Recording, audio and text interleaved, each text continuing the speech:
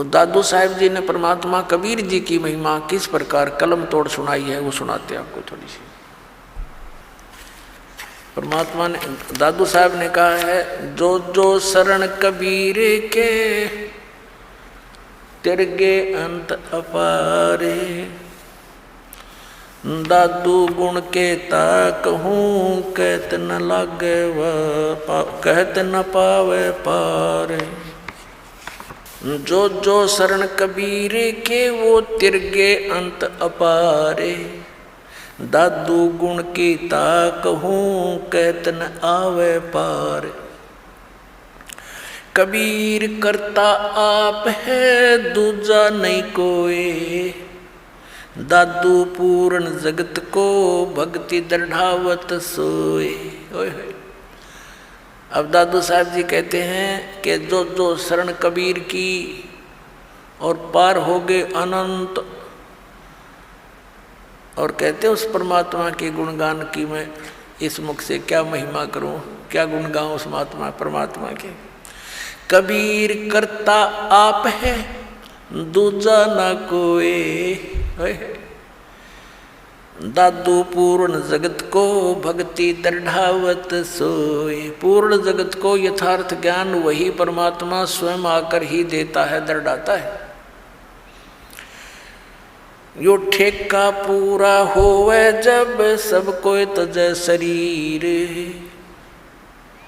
ठेका यानी जो कंट्रैक्ट एग्रीमेंट जो हमारे शरीर का हो चुका है, इतना समय हमारा निर्धारित है, कहते ही वो जब पूरा होगा तो सब ने शरीर त्यागना पड़ेगा।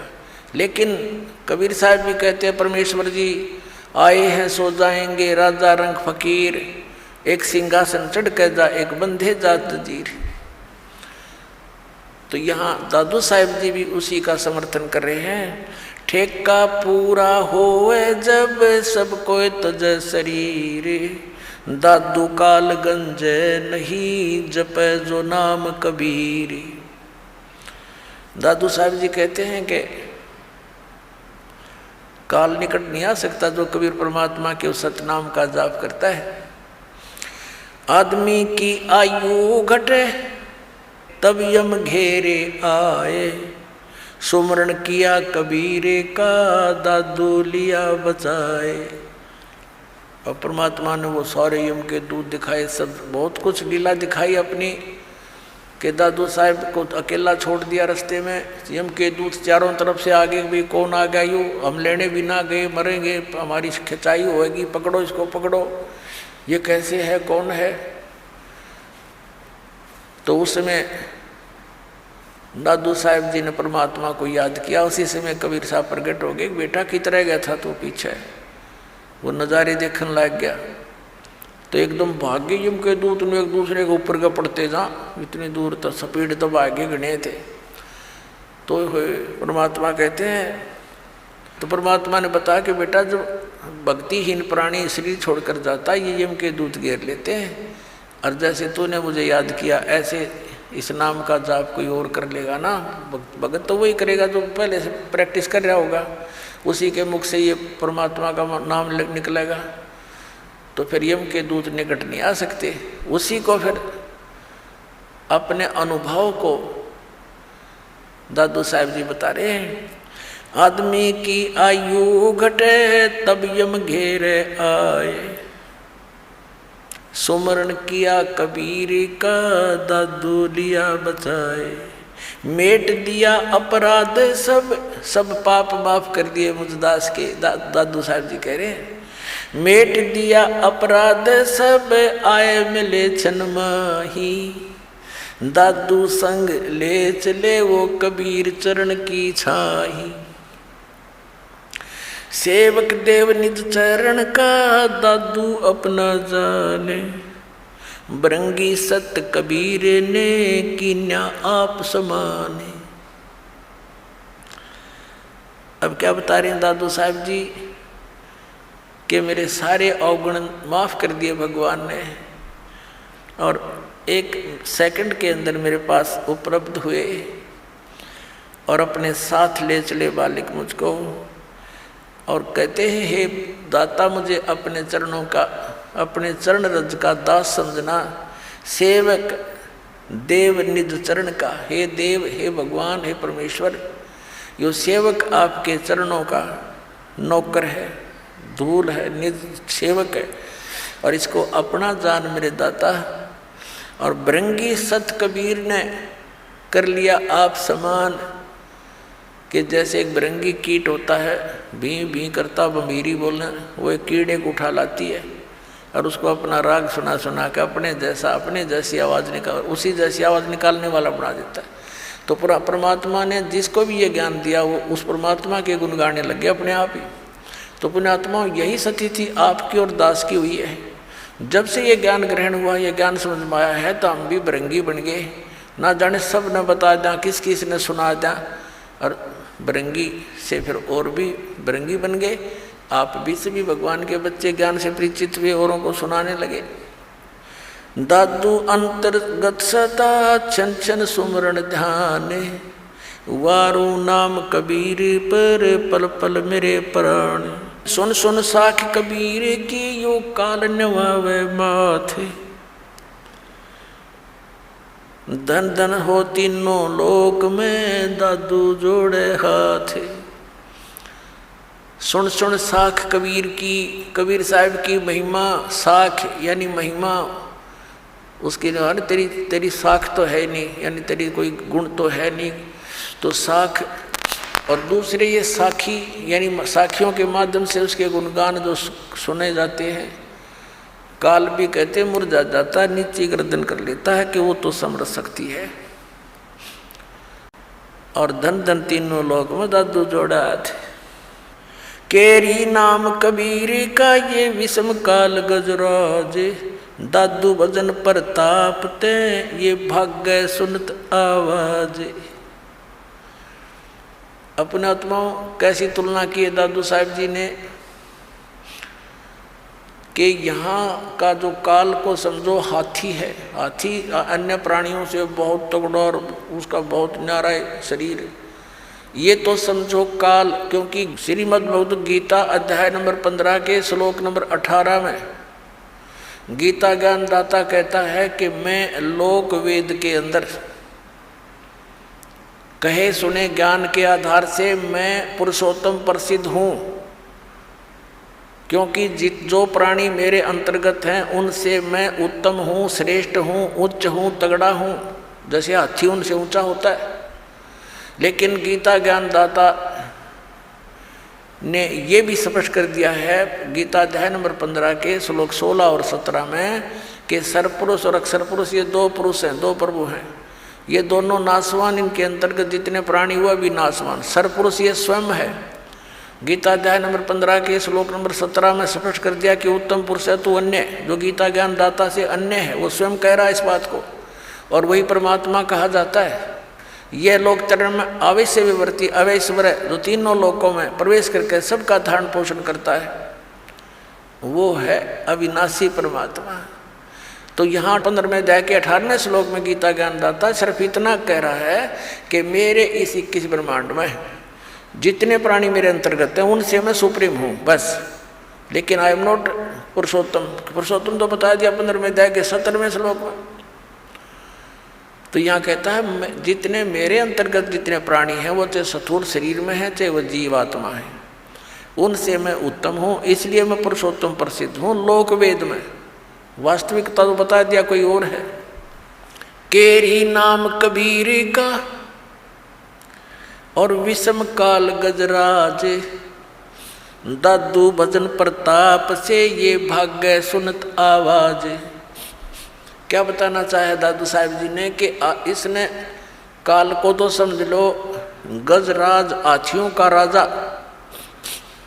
यानी उनसे सब हाथियों से सबसे तगड़ा वो उनका राजा होता है, ये नियम है।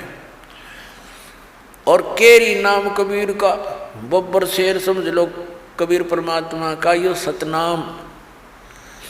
और दादू भजन प्रताप से ये सुनते भाग्य आवाज गाज।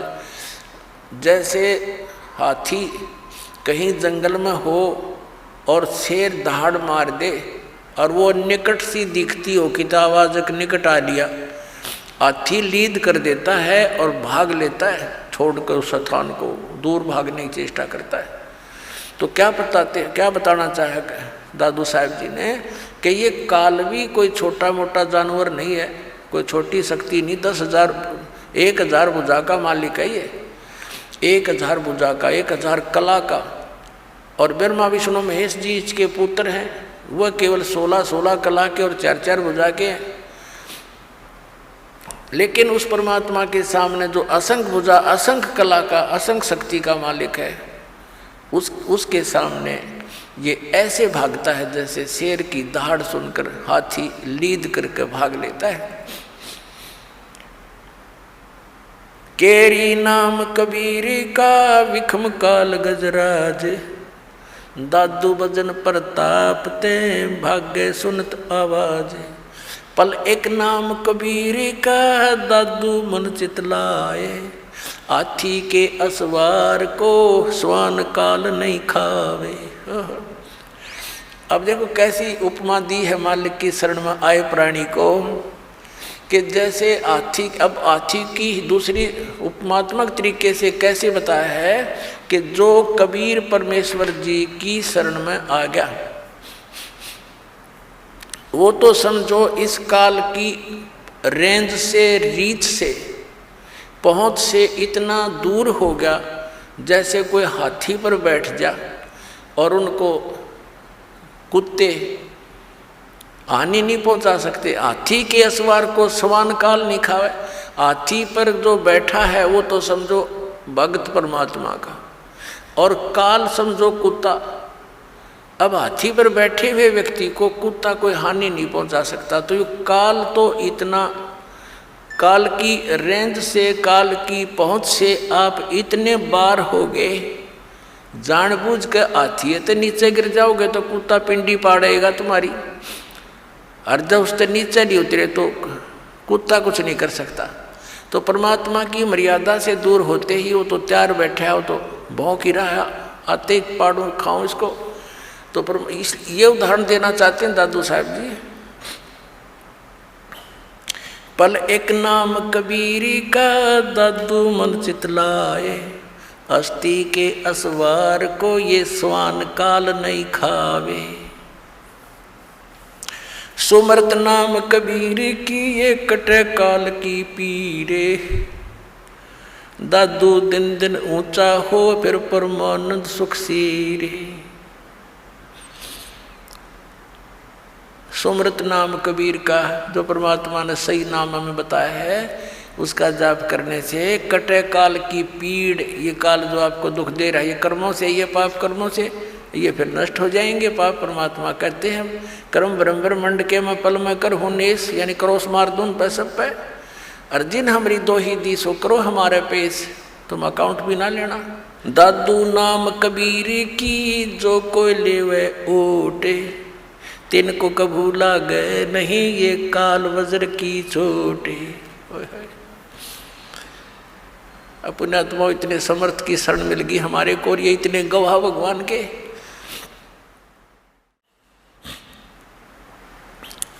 कि दादू साहब कह रहे हैं कि कबीर साहब के सच्चे नाम की विधिवत जो ओट ले लेगा, उसकी शरण में आ जाएगा,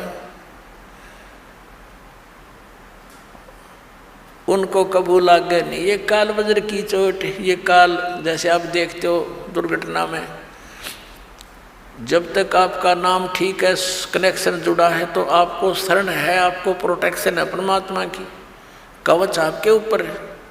काल का कोई अटैक नहीं लगेगा, कोई कर्म का दंड आप पर असर नहीं करेगा। जैसे आप देखते हो कि दुर्घटना में परिवार नाश हो जाते हैं, ये कभी नहीं हो सकता इस मालिक की शरण में आने वाले को, लेकिन रहना पड़ेगा मर्यादा में। अब देखो कैसी तुलना करते हैं परमात्मा की। दादू नाम कबीर की जय कोई लेवे ओटे, तिनको कबू लाग नहीं ये काल वज्र की चोटे। काल का वज्र, ये परमाणु भी, मिसाइल भी निष्क्रिय हो जाएगी जो काल छोड़ता ऊपर तक।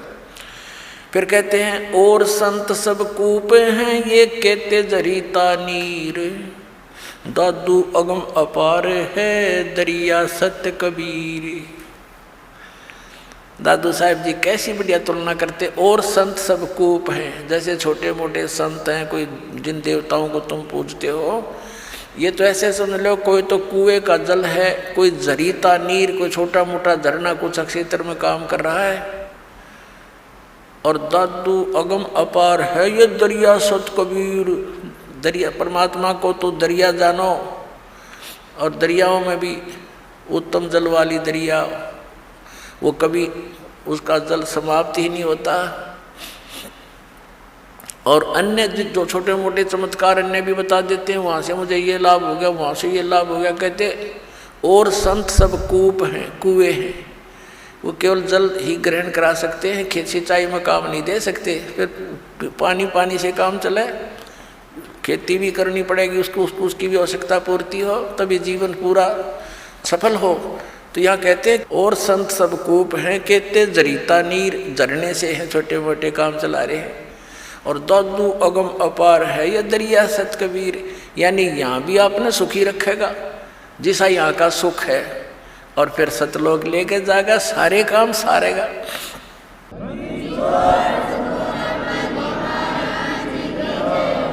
अब ही तेरी सब मिटे ये जन्म मरण की पीर, श्वास उश्वास सुमर ले दादू नाम कबीर। अभी तेरे सारे झंझट मिट जाएंगे इस श्वास उश्वास से, उस परमात्मा का ज्ञान सत्य पूरे संत से प्राप्त करके सुमन कर ले।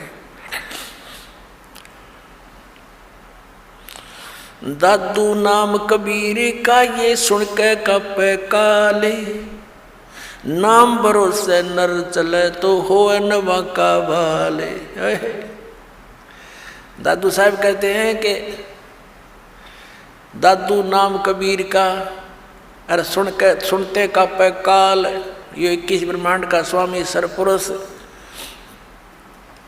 ये सारा कांप जाता है मालिक का नाम लेते ही, इसका छाती धड़कन लग जाए नू। और कहते नाम भरोसे नर चले, नाम का आधार बनाकर चले संसार अपने जीवन रूपी सफर में, तो हो नवा का बाल, उसका कुछ नहीं बिगड़ सकता, सच्ची श्रद्धा से लगा रहे। जिन मोह को निज नाम दिया सोए सतगुरु हमारे, दादू दूसरा कोई नहीं कबीर सिरजनहारे।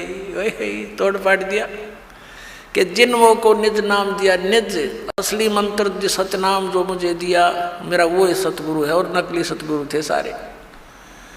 और कहते दादू दूसरा कोई नहीं केवल कबीर सृजनहार, वो कबीर परमात्मा सृजनहार।